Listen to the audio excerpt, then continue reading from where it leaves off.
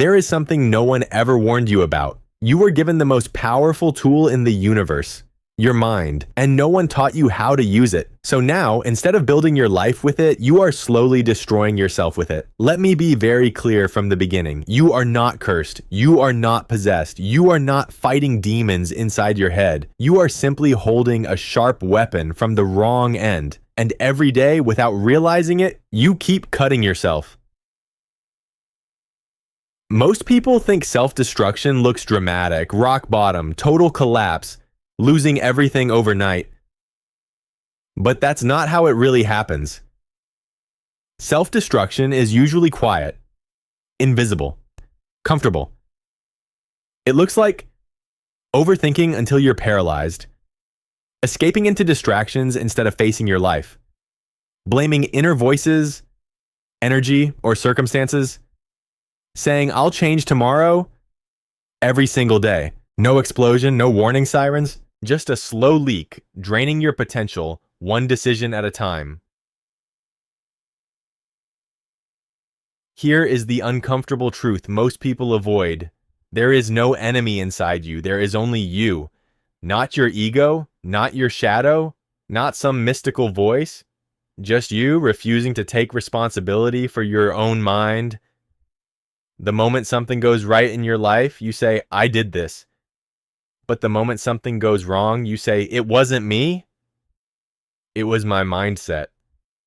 It was my trauma. It was my past. It was something inside me." And in that moment, you split yourself in two. One part that takes credit, another part that takes no responsibility. That split is where suffering begins. Your mind is complex, and that complexity is not a curse. It is the greatest gift evolution ever gave you. Your intellect is sharp, and because it is sharp, it can create wonders, or it can destroy you. A sharp knife can prepare food, or it can cut flesh. The knife is not the problem.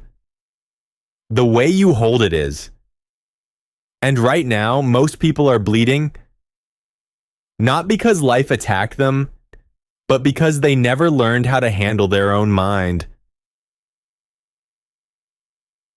Think about this for a moment. When was the last time life physically attacked you? When was the last time you were stabbed, beaten, or hunted? For most people watching this, never, and yet you suffer. Not because the world is cruel, but because your own thoughts never leave you alone. If someone can sit alone in a quiet room and still feel miserable, that means they are in bad company. And that company is their own uncontrolled mind. Here is something that might shock you. If half of your thinking stopped today, you would feel peace. No anxiety, no overthinking, no inner arguments, just silence. Not because silence fixes everything, but because most of your suffering comes from unnecessary thinking. You don't suffer because life is unbearable.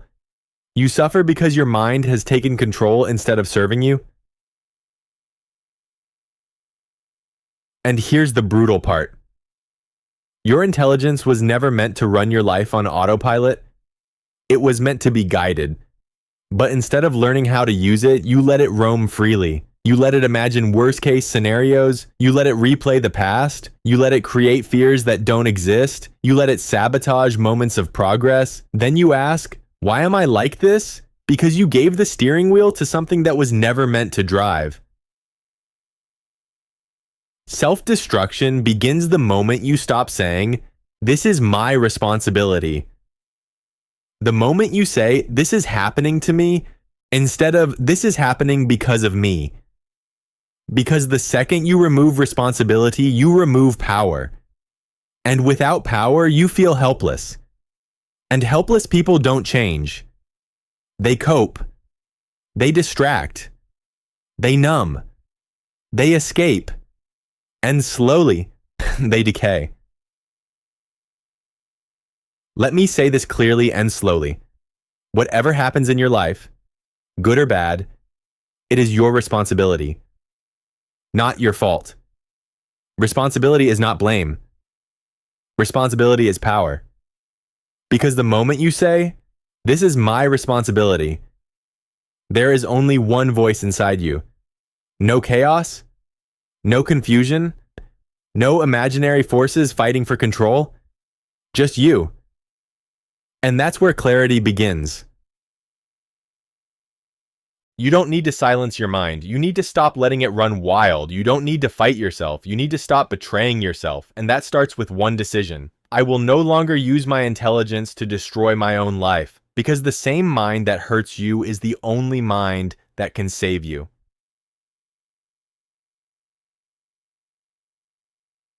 This is not the end of the story.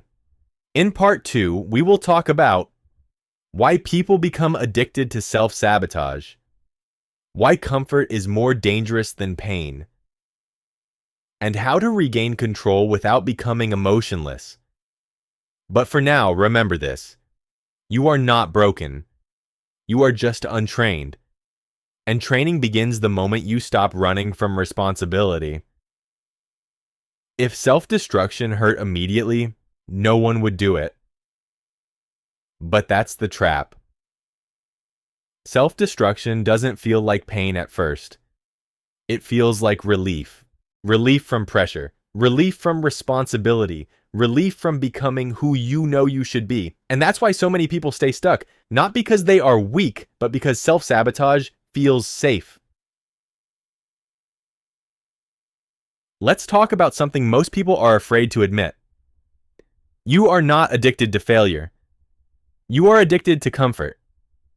Comfort is the real drug. Comfort whispers, "Don't push today. You deserve a break. Do it later. You've already tried enough." And comfort doesn't scream. It speaks softly, kindly, reasonably. That's why it's so dangerous. Out of pain, at least, is honest. Pain says, "This isn't working. Something must change. You can't stay here." But comfort says, "Stay. Relax. Don't risk it." And slowly, comfort becomes a cage. Not because it locks you in, but because you stop wanting to leave. Here is the brutal truth. Most people don't fear failure. They fear their potential. Because potential comes with responsibility. If you fail, you can say, "It wasn't meant to be." But if you succeed, there is no excuse left. No one to blame. No story to hide behind. And that terrifies people. So instead of risking success, they sabotage themselves early. They quit before it gets serious. They procrastinate before momentum builds. They distract themselves before discipline forms. That way they can say, "I could have been great if things were different." That sentence protects the ego, but it kills the soul. Self-sabotage is not accidental. It's a strategy, an unconscious one, but a strategy nonetheless. A strategy to avoid pressure. A strategy to avoid judgment. A strategy to avoid becoming visible. Because once you truly commit to your growth, you lose the right to complain. And many people would rather suffer than lose their excuses. Think about this. Why do people destroy good opportunities? Why do they ruin relationships that are healthy? Why do they stop when things start going right? Because chaos is familiar. Struggle is familiar. Pain is familiar. But growth? Growth is unknown. And the human mind prefers familiar pain over unfamiliar freedom. You tell yourself, "I don't know why I do this." But deep down, you do.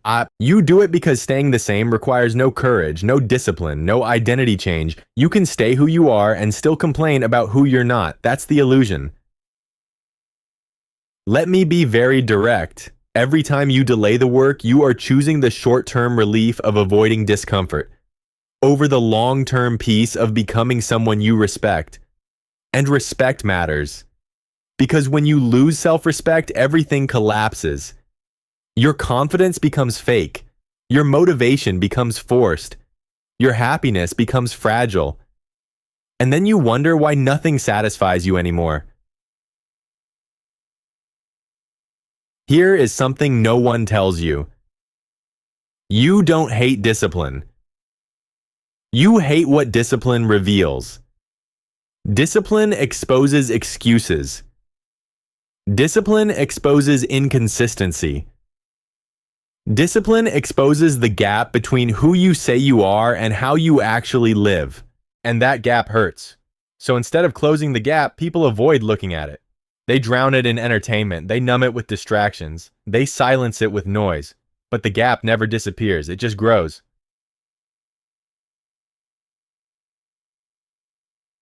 The longer you avoid responsibility, the heavier it becomes. What could have been solved with effort now requires sacrifice. What could have been fixed with honesty now requires pain. That's the cost of delay. And life always collects interest. Let me ask you something uncomfortable. What part of your life are you secretly neglecting, hoping it will somehow fix itself? Your health? Your finances, your purpose, your self-discipline? You already know the answer. And ignoring it is not peace, it's slow self-destruction. The moment you stop sabotaging yourself is not when you feel ready. It's when you feel done. Done running. Done lying to yourself. Done choosing easy over meaningful. Change doesn't begin with motivation. It begins with disgust. Disgust with who you've been tolerating yourself to be. And here's the shift that changes everything. You stop asking, "How do I feel today?" And you start asking, "What does the person I respect do today?" Because feelings change. Identity doesn't. When you act from identity, discipline stops feeling like punishment. It becomes alignment. You don't need a dramatic breakthrough. You need standards. Standards for how you speak to yourself. Standards for how you spend your time. Standards for what you tolerate. Self-respect is built when your actions match your values. And every small disciplined act restores a piece of your power.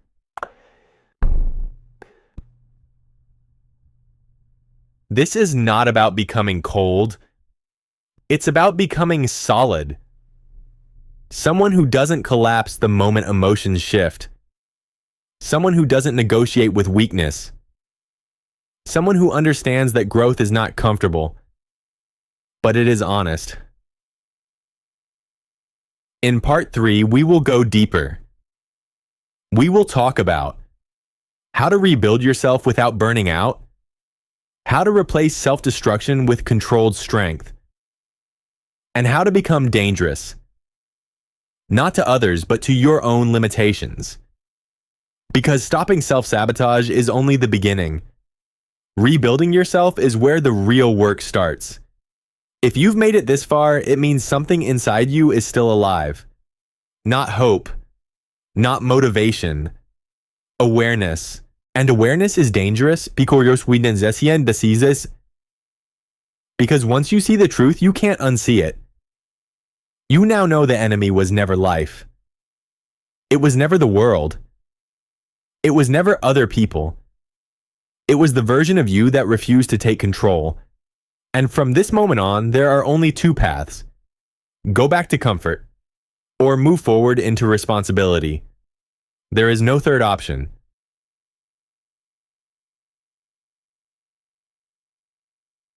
Rebuilding yourself is not about becoming a different person. It's about removing what you've tolerated. The laziness you excused, the weakness you protected, the habits you defended. You don't need to add anything new. You need to subtract. Because strength is already there. It's just buried under layers of indulgence. Let me make something very clear. You do not rise by feeling better. You rise by becoming better. Feelings follow behavior, not the other way around. Waiting to feel ready is another form of self-destruction. Read that again. The first step to rebuilding is structure, not inspiration, not motivation. Structure.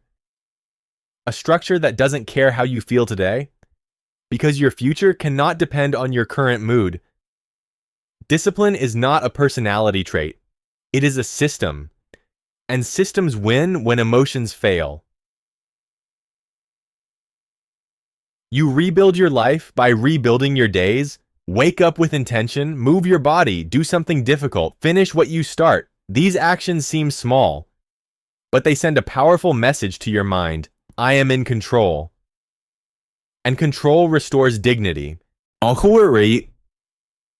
Here's the truth most people avoid. Confidence is not built by affirmations. It's built by keeping promises to yourself. Every time you say you'll do something and you do it, you become stronger. Every time you say you'll do something and you don't, you weaken your word. And if your word means nothing to you, your life will reflect that. Rebuilding also means boundaries. You cannot become disciplined while constantly feeding your weaknesses.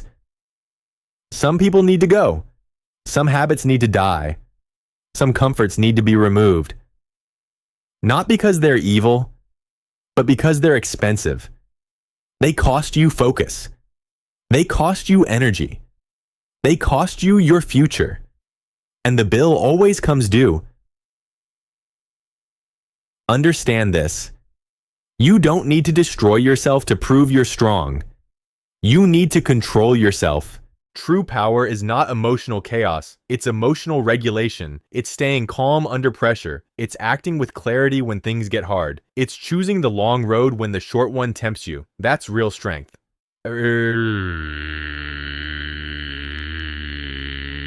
You are not meant to be soft with your potential. You are meant to be disciplined with it. Because potential without action turns into regret. And regret is heavier than any amount of hard work. At some point, you must stop asking, why am I like this? And start saying, this ends with me. No more stories. No more explanations. No more self-betrayal. Just action. Even imperfect action moves you forward.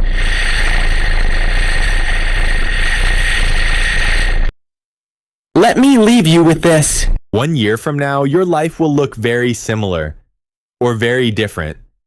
Not because of luck, not because of circumstances, but because of the standards you choose to live by. If you keep tolerating weakness, you will keep suffering. If you choose discipline, you will feel pain. But it will be clean pain, the kind that builds you. You were never meant to live at war with yourself. You were meant to lead yourself. And leadership begins the moment you stop self-destructing and start demanding more from yourself than the world ever could. This is your moment. Not tomorrow, not next week, now. Stop sabotaging yourself. Start rebuilding and don't look back. You are not weak. You were just untrained. Train.